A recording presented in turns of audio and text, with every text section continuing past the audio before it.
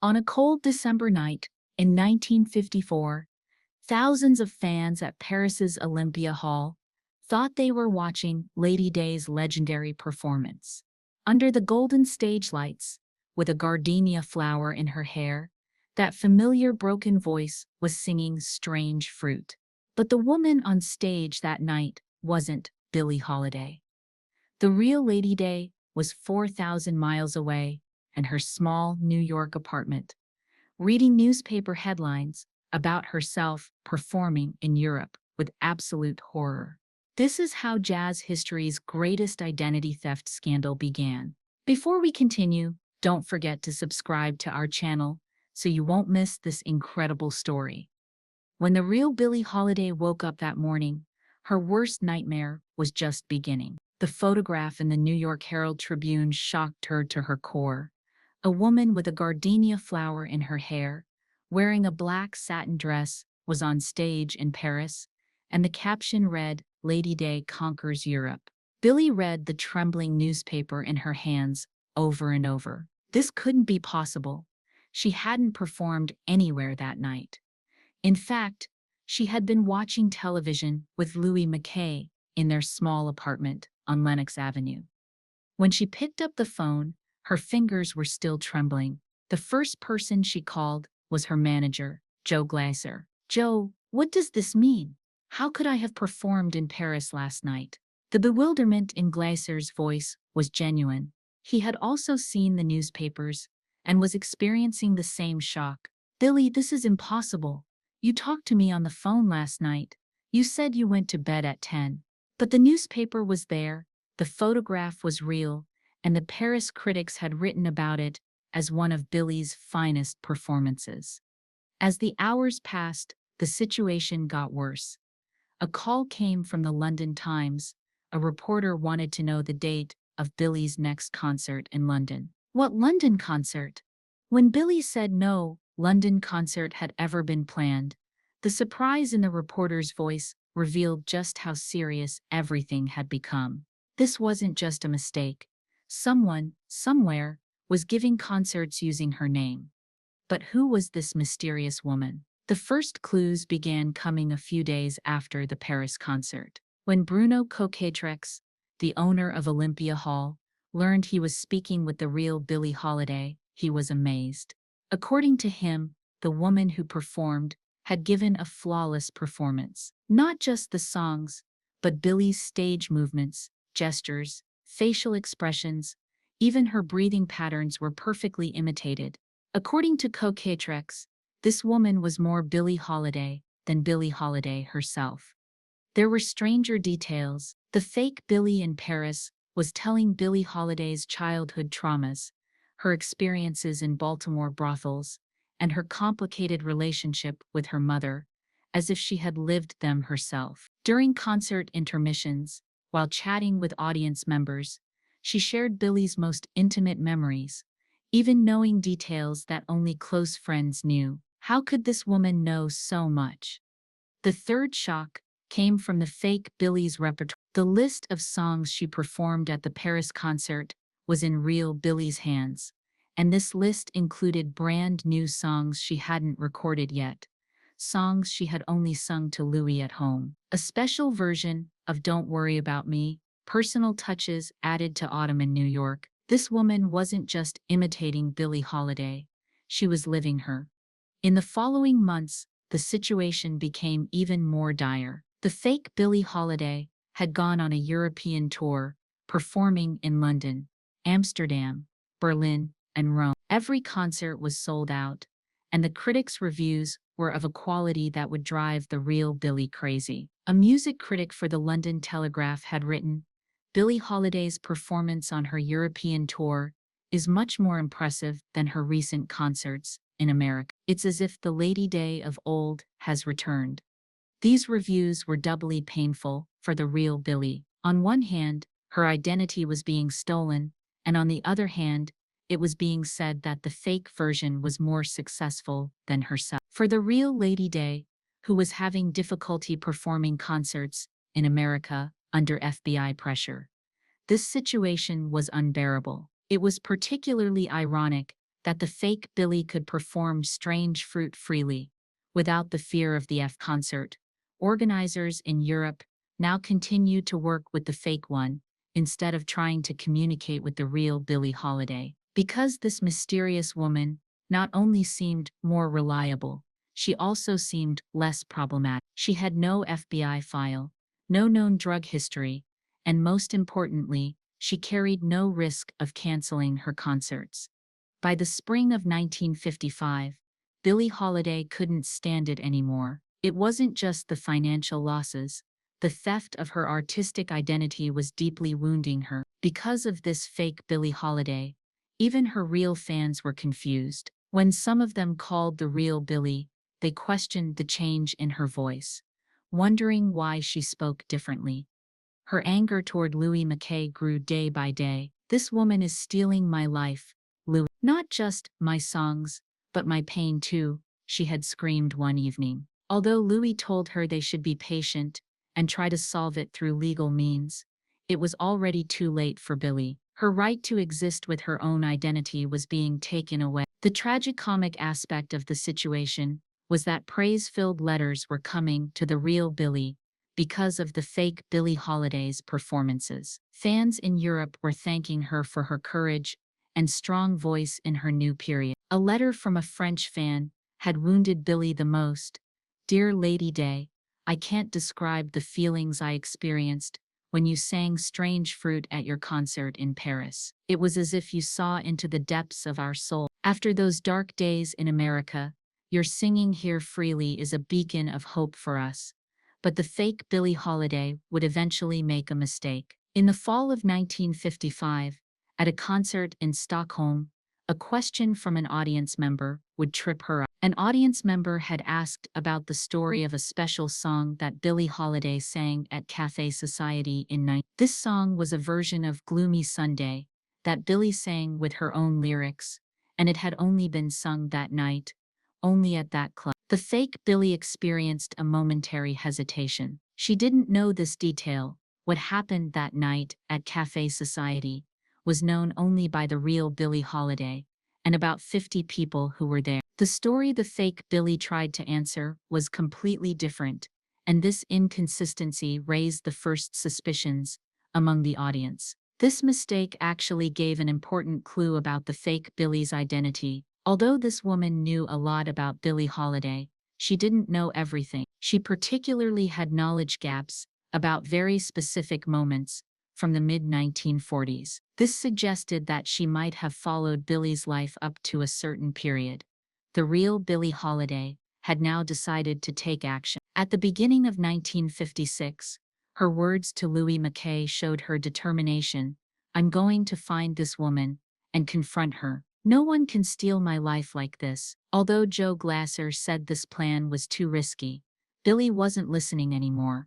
She started saving money for the trip to Europe. She set aside every dollar earned from concerts, even sold some of her clothes. This trip wasn't just for confrontation, but also a necessary struggle to reclaim her own identity. She felt that her connection with her real fans was breaking because of the fake Billie Holiday. Her plan was simple but risky. She would go to Paris, find the fake Billie Holiday's next concert, and reveal the truth to everyone. But this plan would also force her to come face to face with the fake version. No one could know how this encounter would end. In March 1956, Billie Holiday set off alone for Paris. When Louis Mackay saw her off at the airport, they both realized how dangerous this could be. Billie had only a small suitcase, a few $100s, and endless determination with her. During the plane journey, Billie constantly thought about the fake Billie Holiday. What did this woman look like? How much did she resemble her? And most importantly,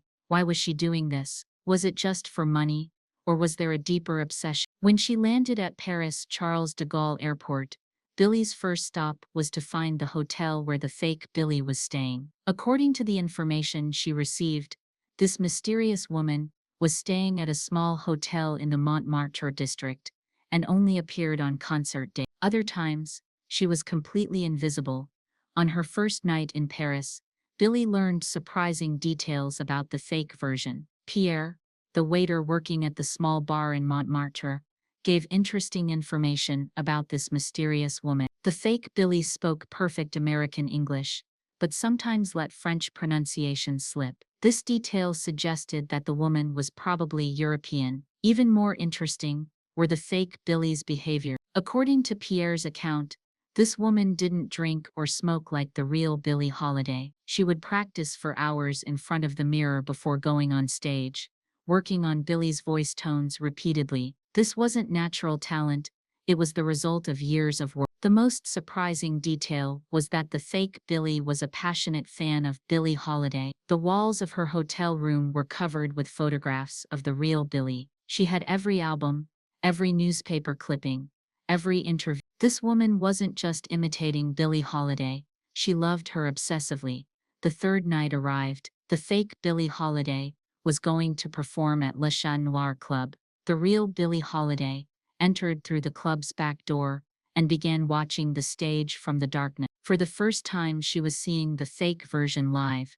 When the stage lights came on, Billie's breath was taken away. The woman who came on stage resembled her incredibly, not just physical similarity, but voice tone, stage posture, gestures, and facial expressions were all the same. This woman had worked for years to become Billie Holiday, memorizing her every detail. But when the fake Billie started singing Strange Fruit, different feelings arose in the real Billie. The courage in singing this song, the feeling of freedom. The fake Billie was singing this without the fear of the FBI, without the risk of arrest. For a moment, the real Billie found herself envying this freedom. When the concert ended, Billie Holiday went to the fake version. When the two women came face to face, everyone in the club held their breath. The tears flowing from the fake Billie Holiday's face were real. "I'm sorry," she said in a trembling voice. I just wanted to be like you." The anger that the real Billie Holiday expected didn't come. Instead, she felt deep sadness. This woman wasn't her fan, she was someone who wanted to be her. "Why?" she asked in a soft voice. The fake Billie's answer would explain everything. "Because you sing freely. I just wanted to be free." This encounter would develop in an unexpected way. The two women talked for hours, and the fake Billie told her real story. Her name was Marie Claude, and she was born in Paris, falling in love with jazz music at an early age. When she first heard Billie Holiday, she was enchanted by this woman's courage. The power of singing Strange Fruit in the face of racism in America had deeply affected her. Marie Claude's story was complex. She wasn't just a Billie Holiday fan, but also a brave woman who had participated in the resistance movement during the war. She had hidden Jewish friends and risked her life during the Nazi occupation. The trauma she experienced after the war brought her closer to music, especially to Billie Holiday's fighting spirit. In the early 1950s, when club owners noticed that Marie Claude's voice resembled Billie Holiday's, they offered her to perform in that direction. What started as just a few songs gradually evolved into a complete identity transformation. Marie Claude was now Billie Holiday on stage, and a woman with an uncertain identity off stage. The most painful truth was that Marie Claude was aware she was harming the real Billie while doing this, but at the same time, she felt the pride of bringing Billie Holiday's music to people living in Europe, especially being able to sing Strange Fruit without FBI pressure, made her feel powerful. But there was a darker side to the story. Marie Claude's use of the Billie Holiday identity wasn't coincidental. Before moving to Paris in 1952, Marie Claude had lived in New York and closely followed the real Billie Holiday. She had even attended her concerts at Café Society Club and even managed to get into the backstage area. During these encounters, Marie Claude had learned Billie's most intimate memories, traumas, and fears. The events Marie Claude experienced during her New York days were surprising. In 1951, she had started working as a French cleaning girl in Billie Holiday's apartment. The reason she accepted this job wasn't just money, but her obsession with being close to her idol. She worked in Billie's house for 3 months, and during this time, she closely observed Lady Day's daily habits, speech patterns, body language, and most importantly, her fears. During this period, Marie Claude learned that Billie had nightmares, was paranoidly afraid of FBI agents, and constantly carried the risk of arrest. She witnessed Billie's most vulnerable moments, saw her crying, expressing her fear. This intimacy created not just admiration in Marie Claude, but also the desire to become Billie Holiday. Marie Claude's obsession peaked in 1951. While working in Billie Holiday's house, she secretly tried on Billie's dresses in her wardrobe and used her lipstick and powder at her makeup table. When she looked in the mirror, she imagined herself as Billie Holiday, trying to imitate her voice. These behaviors weren't just fan love, but the beginning of an identity disorder. The seriousness of the situation became apparent the night Billie Holiday caught Marie Claude. When Lady Day came home late, she found Marie Claude in her wardrobe, wearing her own clothes, and having put a gardenia flower in her hair. While Marie Claude was experiencing the shock of being caught at that moment, Billie Holiday's reaction was unexpected. Instead of being angry, she felt pity. "Why are you doing this?" Billie had asked in a soft voice. Marie Claude's answer explained everything.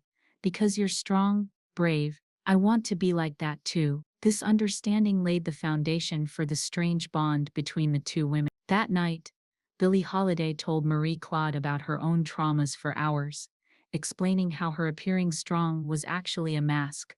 The understanding Billie Holiday showed Marie Claude resulted in something unexpected. Billie began teaching Marie Claude vocal techniques, helping her correct her French accent. This strange mentorship lasted 3 months, and during this time, Marie Claude learned Billie Holiday's stage secrets. But this training was also a strange experience for Billie Holiday. While telling her own stories to Marie Claude, she was reliving her own traumas, feeling her pain again. Marie Claude wasn't just learning vocal techniques, she was also absorbing Billie's spiritual world. Every recounted memory, every shared pain caused Marie Claude to integrate even more into the Billie Holiday identity. By early 1952, the situation was starting to get out of control. Marie Claude was now acting as if she lived in Billie Holiday's house, as if she were the actual resident of the house. When Billie's friends came, Marie Claude introduced herself as Lady Day's sister, and sometimes even made phone conversations on Billie's behalf. When the situation became unsolvable, Billie Holiday had to make a difficult decision. She had to ask Marie Claude to leave her house, but she didn't want to harm her while doing so. After a long conversation one night, she suggested that Marie Claude return to Europe and use what she had learned to build her own career. During this conversation, Billie Holiday said something she couldn't have predicted. "If you ever have to sing in my place, don't forget sing Strange Fruit. That song doesn't just belong to me, it belongs to everyone who can't find their voice." These words were perceived by Marie Claude as almost permission, even a mission. When Marie Claude returned to Paris, she carried with her several records that Billie Holiday had given her, photographs, and most importantly, all the details of her story. This material would form the basis for Marie Claude to perfectly portray the Billie Holiday identity in Europe.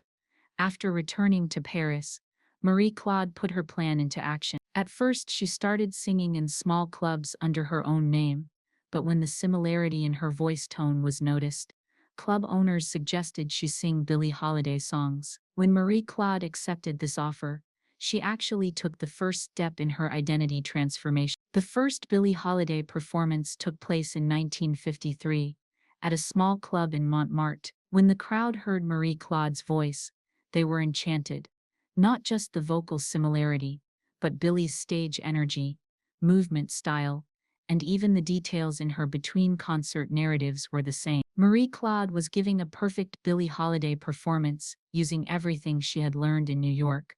After this first success, demand for Marie Claude quickly increased. Jazz clubs in Paris were requesting her concerts, and some were even organizing special nights just for Billie Holiday concerts. Marie Claude was no longer just imitating.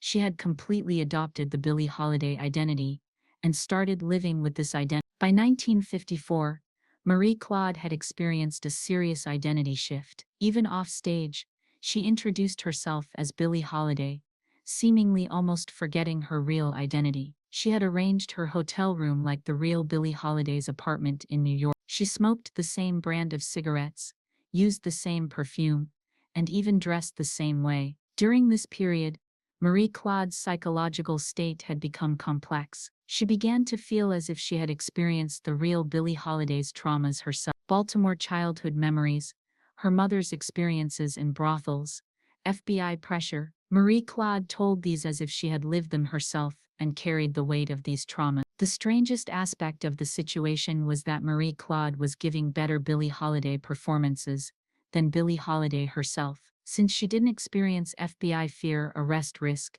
and drug problems. Her stage performances were stronger and her voice more determined. Paradoxically, while portraying Billie Holiday's traumas, she gave more effective performances because she hadn't actually experienced these traumas.